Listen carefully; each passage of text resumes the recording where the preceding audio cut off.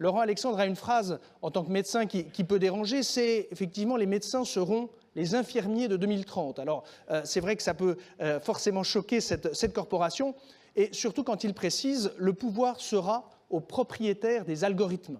Ça, c'est un langage qui parle effectivement aux professionnels de la sécurité des systèmes d'information. En fait, l'objectif étant que le corps humain devienne contaminable potentiellement par un virus informatique avec l'introduction des technologies bioniques. Alors, on va parler de biopirates, de police génétique, et effectivement avec tous les débordements possibles et les atteintes à l'intégrité et à l'identité de ce qu'est l'individu. Nous sommes dans un siècle à l'évidence vertigineux. Le séquençage de l'ADN, le bricolage du vivant est en fait un amuse-bouche par rapport au neurobricolage et au neurohacking. Tant notre identité est fondée sur notre cerveau. Nous sommes ce qu'est notre cerveau. Le cerveau était un sanctuaire. Même les dictatures ne pouvaient pas réellement rentrer dans notre cerveau. Un petit peu sous la torture, mais on pouvait quand même mentir sous la torture. Avec les technologies NBIC, les neurotechnologies, nous allons rentrer dans un monde où notre cerveau ne sera plus un sanctuaire. Et ça change tout. Le problème du cerveau est important parce que nous sommes notre cerveau, notre identité, c'est notre cerveau. Nos idées, notre conscience, notre âme, c'est la conséquence de l'état de nos connexions neuronales et synaptiques.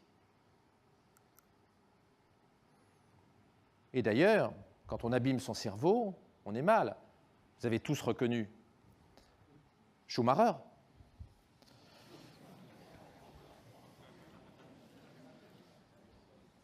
Nous sommes bien notre cerveau. Et comme vous le savez, Schumacher est bien fatigué. Au-delà de notre cerveau, on voit bien comment les prothèses qui nous entourent, les objets connectés, deviennent des extensions de notre corps et de notre cerveau. Comment l'iPhone et autres smartphones sont en train de devenir des assistants médicaux et des assistants neuronaux. C'est la raison pour laquelle il faut raisonner non pas au niveau du cerveau tout seul, mais avec ces prothèses. Le web, l'Internet et nos différentes prothèses, notamment chez les malades, les implants rétiniens, les implants cochléaires, les implants intracérébraux chez les malades qui ont une maladie de Parkinson, etc., etc. Et demain, les implants que les gens sains auront, également la Google Glass, les lentilles, etc., etc. Les GAFA ont un projet démiurgique et développent l'ensemble des nanotechnologies, biotechnologies, informatiques et sciences cognitives. La cognitique réunissant les algorithmes, l'intelligence artificielle, les sciences du cerveau et la robotique. Comme vous le savez, elles sont régies par des lois exponentielles, et pas uniquement la loi de Moore, mais aussi la loi de Metcalfe, la loi de Carlson, etc. Ce sont ces lois exponentielles qui expliquent que le coût des enzymes qui modifient l'ADN a été divisé par 1000 en 5 ans et 10 000 en 7 ans, que le coût du séquençage ADN a été divisé par 3 millions en 10 ans, et ça va avoir un impact très important sur vos métiers. Le fait que la puissance des serveurs informatiques est multipliée par 1 milliard tous les 31 années à l'heure actuelle. Mais je ne vais pas vous apprendre la loi de Moore. Le hacking cérébral, il a deux composantes, comme je vous disais tout à l'heure. La lecture et l'écriture et l'editing. Bien sûr, la lecture va aller plus vite que l'editing. C'est comme en génétique. C'est plus facile de lire nos chromosomes que de les modifier. C'est plus facile de faire le plan de l'Amazone que de détourner le fleuve Amazone. La lecture du cerveau. Comment va-t-on lire dans votre cerveau dans les années qui viennent? On va se servir du séquençage ADN. Le séquençage ADN ne va pas nous dire ce que vous avez comme souvenir, mais va nous donner des informations extrêmement importantes sur votre structure mentale. Par exemple, il y a une base chimique sur les 3 milliards de changés qui entraîne des modifications importantes de l'empathie. Dans le gène qu'on appelle l'ocytocine, il y a un variant génétique où il y a une modification d'un ATCG et ça entraîne, selon qu'on a ou pas la mutation, une empathie forte ou une empathie faible. Et des exemples comme ça, il y en a des milliers. Lire votre ADN permet de connaître vos patterns psychanalytiques et psychologiques et donc de mieux vous manipuler grâce aux enregistrements cérébraux. En analysant les ondes cérébrales avec les nouvelles technologies, pas l'électroencéphalogramme des années 60, on peut savoir beaucoup de choses sur vous.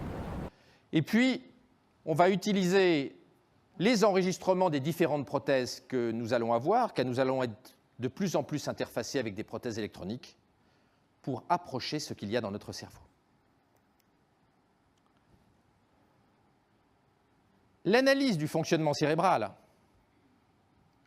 la connaissance de tous les liens entre nos neurones et nos synapses, qu'on appelle le connectome, et on a 100 000 milliards de connexions dans notre cerveau, à peu près 100 milliards de neurones, chaque neurone ayant 1000 synapses avec des neurones plus ou moins voisins.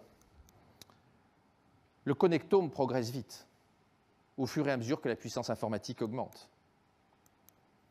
On va, dans les années qui viennent, analyser des paquets de quelques millions de neurones, puis quelques milliers, puis analyser à distance le fonctionnement des neurones individuellement. À distance, le fonctionnement des neurones individuellement. Paul Allen, dans son institut, analyse la génétique du cerveau avec des moyens considérables. Paul Allen est l'une des plus grandes fortunes du monde, c'est le cofondateur de Microsoft, comme vous savez. Vous avez le Human Brain Project en Europe, vous avez le projet Brain aux États-Unis. La connaissance du cerveau et donc notre capacité à distance et avec différents moyens de comprendre comment fonctionne le cerveau va progresser très vite dans les années qui viennent. Notre capacité à lire le cerveau et à comprendre le cerveau suit bien évidemment la croissance de la puissance informatique. Pour la faire courte, il faut, pour représenter les 100 milliards de neurones, à peu près un hexaflop, et vous savez bien que la puissance informatique maximale dans le monde aujourd'hui, c'est le TN2, c'est 33 pétaflops, 33 millions de milliards d'opérations par seconde. Donc il va falloir attendre 2018-2019. Pour représenter toutes les synapses, il faut un zetaflop, 1000 milliards d'opérations par seconde, à peu près, c'est ce qu'estiment les neuroscientifiques. Et pour simuler complètement le cerveau, on estime qu'il faut un iotaflop, c'est-à-dire 1 million de milliards d'opérations par seconde, quelque chose qu'on devrait avoir au tournant des années 2040. La puissance informatique est fondamentale. Bien sûr, la connaissance de plus en plus subtile qu'on va avoir va poser des problèmes. On a bien vu que la NSA a menacé d'une amende de 250 000 $ par jour Yahoo s'il n'ouvrait pas la backdoor pour avoir accès à nos enregistrements sur Yahoo. Il est clair que demain, la NSA cherchera à avoir une backdoor sur notre cerveau au fur et à mesure où des acteurs neurotechnologiques auront un accès en lecture à notre cerveau. Pour mieux contrôler Al-Qaïda, il est à craindre que la NSA pense que la neurotechnologie soit plus efficace que les tortures à Guantanamo. Ces technologies sont en plein développement et nous ne sommes qu'au tout début. Vous voyez bien qu'en hackant ces dispositifs, en hackant un implant cochléaire, on peut donner des hallucinations auditives à quelqu'un. En hackant un implant rétinien, on peut donner des fausses images à quelqu'un. Vous voyez qu'au travers de tous ces dispositifs médicaux, il est possible de hacker le cerveau dès à présent. Mais maintenant, nous allons rentrer dans le dur. Chez l'animal, et dans pas longtemps chez l'homme, on commence à pouvoir modifier les souvenirs, supprimer des souvenirs. Alors, je ne vous expliquerai pas comment on vérifie qu'une mouche on a modifié un souvenir chez la mouche, c'est un peu compliqué, mais on a des protocoles pour savoir qu'on est capable de mettre un souvenir ou de retirer un souvenir à une souris ou à une mouche. On fait ça de façon simple. On est capable de modifier les souvenirs des animaux, y compris des mammifères. Alors ça, c'est un petit peu invasif, ce sont des systèmes laser qu'on met, ce qu'on appelle l'optogénétique électronique, mais ça permet de modifier complètement le fonctionnement cérébral. Un certain nombre de devices, de simulations transcrâniennes sont en train d'arriver. Il y en aura des dizaines et des dizaines à l'horizon de 2025. Certains se révéleront pas très efficaces, d'autres se révéleront efficaces. La loi du marché fera la différence au sein du grand neurobusiness technologique. Quand on parle de neurotechnologie, on ne peut pas ne pas parler de Google. Google est le leader mondial de la neurotechnologie. Google est le seul neurorévolutionnaire, avec des objectifs inouïs en matière de hacking pour notre bien, de notre cerveau. L'objectif de Google est à l'évidence la fusion de l'IT et de la neurologie, ce qui n'est pas forcément une bonne nouvelle pour les citoyens, mais qui est une bonne nouvelle pour vos métiers. Vous avez 100 ans de business devant vous. Le neurobusiness, c'est faire tout ça. Lire le cerveau, aider le cerveau, renforcer le cerveau, fabriquer du cerveau, réparer le cerveau, sélectionner les cerveaux, interfacer les cerveaux et enfin transférer les cerveaux. Certains d'entre vous connaissent ma conviction que j'explique souvent dans mes tribunes dans le monde. Le vrai territoire de Google, ça n'est pas un pays, le vrai territoire de Google, c'est notre cerveau. De façon soft, et puis maintenant de façon neurotechnologique. Et il y a là aucun agenda caché, aucun complot. C'est un projet politique qui est expliqué par les dirigeants de Google à longueur d'interview. Tout ce que fait Google, de la robotique à l'intelligence artificielle, en passant par la génétique, la Google Car, les lentilles chez les diabétiques, tout cela a des visées neurotechnologiques. Google, effectivement, veut nous orienter, veut nous servir de mémoire de substitution, augmenter nos sens avec ses lentilles, la Google Glass, etc., développer l'intelligence artificielle et la robotique, créer le cerveau 2.0, assurer une vie longue au cerveau, et puis enfin, uploader le cerveau dans la matrice.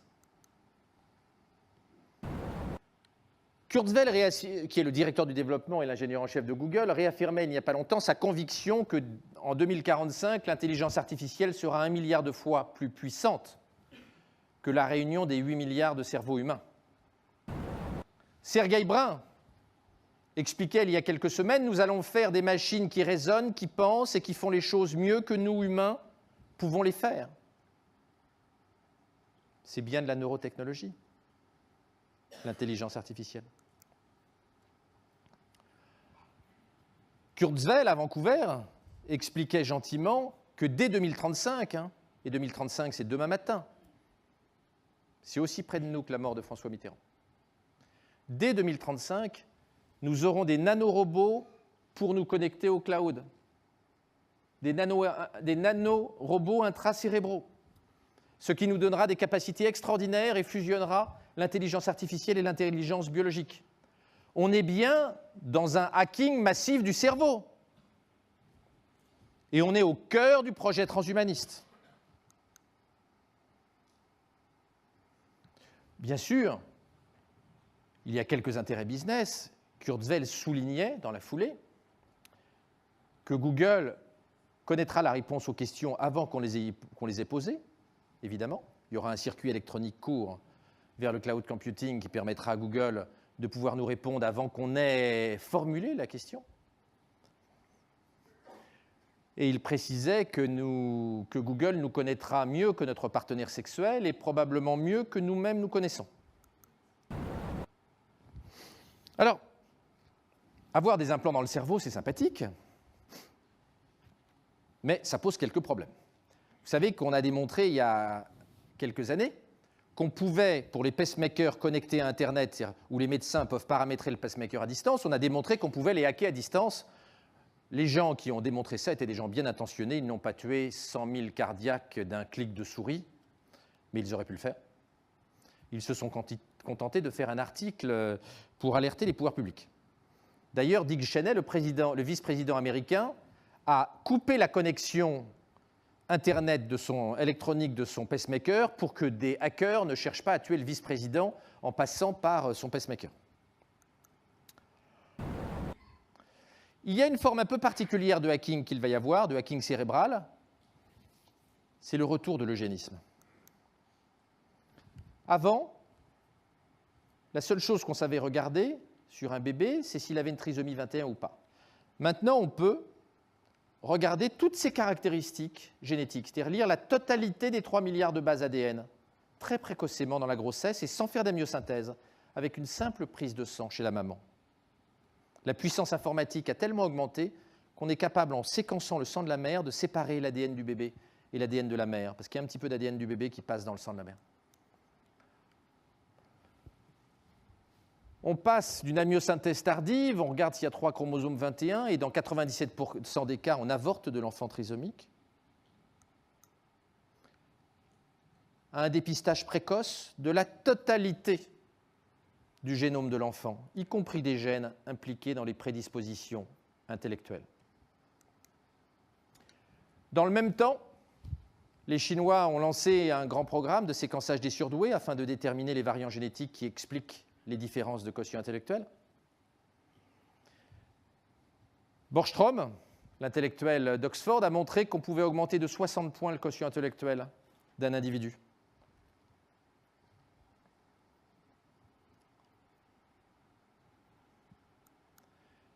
Et